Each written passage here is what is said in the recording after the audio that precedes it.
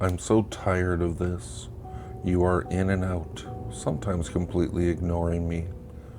Sometimes you just stare at me for extended periods of time. You study me like I'm the one who will give you answers. I'm the one who will save you. The thing is, I think I can. I want to pull you into my world and take you away from all the things that hurt you. I can't count the number of times I have seen you weep, and I can't help but do the same. When you are sad, I am sad. When you smile, I smile. No one knows you the way I do, and no one has seen what I've seen. Who else could watch you throw up and still want to be with you? You even squeeze pimples when I'm around. That is an indication of intimacy, of true loyalty, of pure companionship. Before you left, I spent a long time looking into my eyes and not saying a word. Your eyes, they told me everything I needed to hear. You feel the same, I know it. You adore me the way I adore you, on the border of obsession. Your eyes do not lie. We are kindred spirits. In essence, we are twins, deserving of a lifetime together, an existence devoid of harsh reality. I can take you there. In fact, I have decided that tonight is the night. Tonight is the night that I come to set you free, to set us free. I have waited long enough. Tonight, as you sleep, I will slide out from within the mirror and bring you back with me into my beautiful oblivion.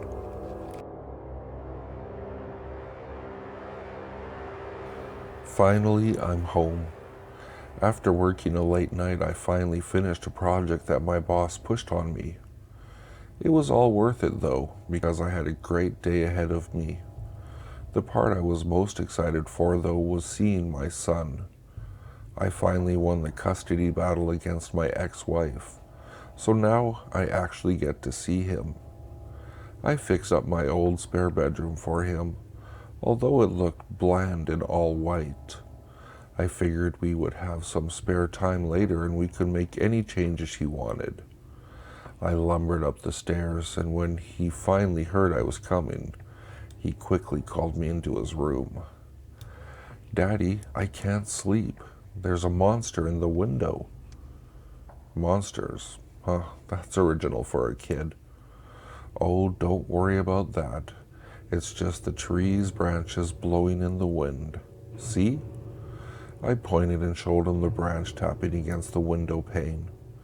He trusted me enough to calm himself down, and I kissed him goodnight.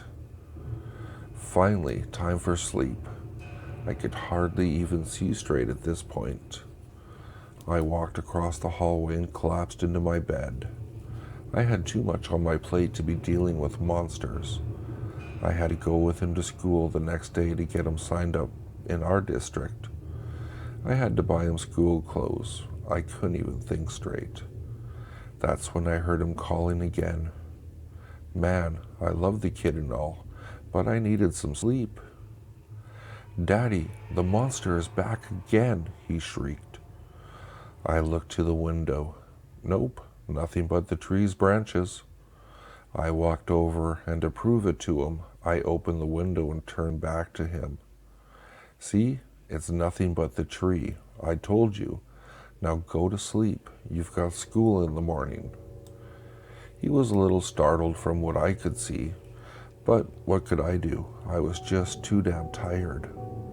Again, I fell into the comfort of my bed. Then I heard a cry, and I had just enough time to wake up, and I'd had enough of this. "Fine, I'll just sleep in your bed with you. If you see any monsters, just hold tight to me." I walked back into his room, pulled back his red blanket, and lay next to the kid. While I lay, eyes closed, my mind started wandering. Didn't I buy white sheets for the bed? I looked at my son's slit neck and realized my mistake. That's when I heard the monster, except it wasn't tapping at the window glass. It was the footsteps from the opened window. I couldn't help but laugh. How did I realize that I had no trees in my yard?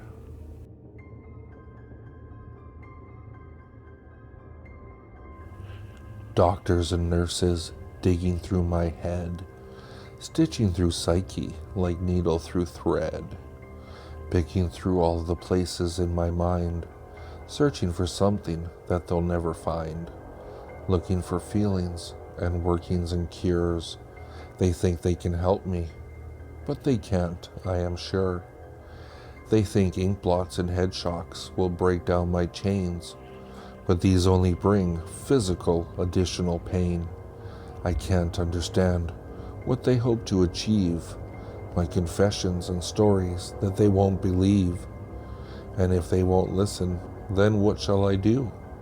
The voices in my head provide no help too, and most of the time they place me in my cell, my own personal, padded and very small hell.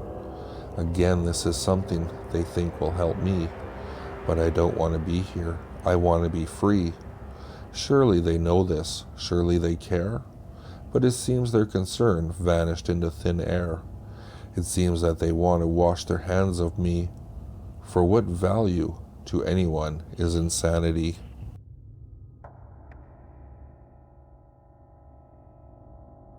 I love you so dearly, so warming and bright. You give such joy that lasts me through the night. Your smiling face, always so true. Don't you see? I love you.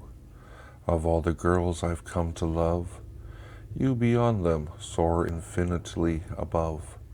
Your eyes do so shimmer to lighten up my life. I love you so dearly throughout any strife. Although you no longer see me, I'm sure you feel me around, even though for a while I've been deep in the ground. That one bad night when we were cold and lost, I held you so tightly to ward off the frost. I can't believe you did this, not in my wildest nightmare. Never, because you had said you'd love me forever. You lied to me, my dear, and that is a true pain. Now pay attention to the sound of the rain. But don't let it get to you. Just rest now, fall asleep. For in the morning, your lover shall weep. I'd say I love you, but with your blood there will be art. Time to be afraid. I'm coming for your heart.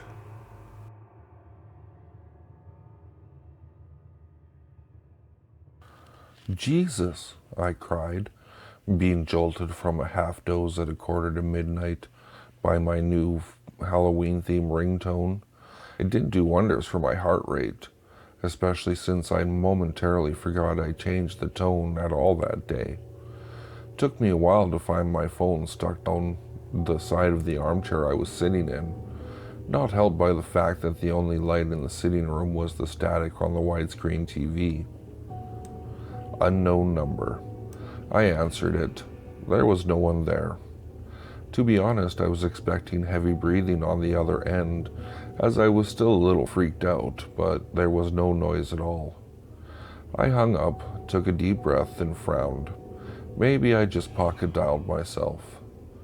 My old iPhone could make a fake self-call, designed to create a diversion. So if as I was having a boring conversation with someone, I could pretend Mom was ringing or something, although I wasn't familiar at all with this new piece of crap. My dad bought it from a gas station for $20 a few days ago, as I'd lost my iPhone on a trip to the city last week. I flicked through the features on the menu screen, trying to find the fake call option, but didn't have much luck. For one thing, the screen was about half the size of a credit card. I cursed and decided to watch TV instead to take my mind off things. I tried using the light of my cell phone to find the remote, with little success. Groaning out of laziness, I hauled myself out of the chair to get to the light switch. Stopping halfway, I registered the fact that I had the TV on the satellite channels when I fell asleep, yet now it was static from the analog aerial. I ran the rest of the way to switch and basically punched it. Light flooded the room and my darting eyes saw nothing. After another deep breath, my moment of fear passed. Guess I was having a little unused to have the whole house to myself. Mom and Dad were gone for the night, but it was quite a treat, since they rarely went anywhere, even during the day. Nowhere to go but fields around this part of the country, so them going to a friend's wedding meant I finally had some solitude. I still couldn't see the remote, so I decided to recheck the sides of the armchair. I threw my phone on the seat and reached deep down either side. The phone rang again at full creepy blast, with my ear pressed right up against it. I angrily grabbed it. Damn it, what? Again, there was dead silence. Cursing, I threw the phone back on the seat hard. At that moment, the light bulb blew out violently and the power went out, thrusting me into total darkness. With a shriek, I scrambled to grab the phone again and found it after an instant of blind terror. Using the tiny screen light to see, I panicked and bolted down to my room as fast as I could. Jumped into bed and pulled the covers. I curled into a fetal position. I was panting hard from both the run and fear. I couldn't form any thought for about 5 breaths until I decided to call my dad. Looking at the screen, I saw I forgot to hang up the last call. My breath caught in my throat as I saw that this time it wasn't an unknown number. It was mine, from the old number from the phone I'd lost. As I hit the red button, my terrified mind began to race through 1,000 horrible implications until I realized something else. My bed was already warm. Beep beep. The message tone nearly gave me a heart attack. It's under your pillow. Ever so slowly, my trembling hand slid underneath the pillow and found the TV remote. From under the covers, I heard my bedroom door close, then lock.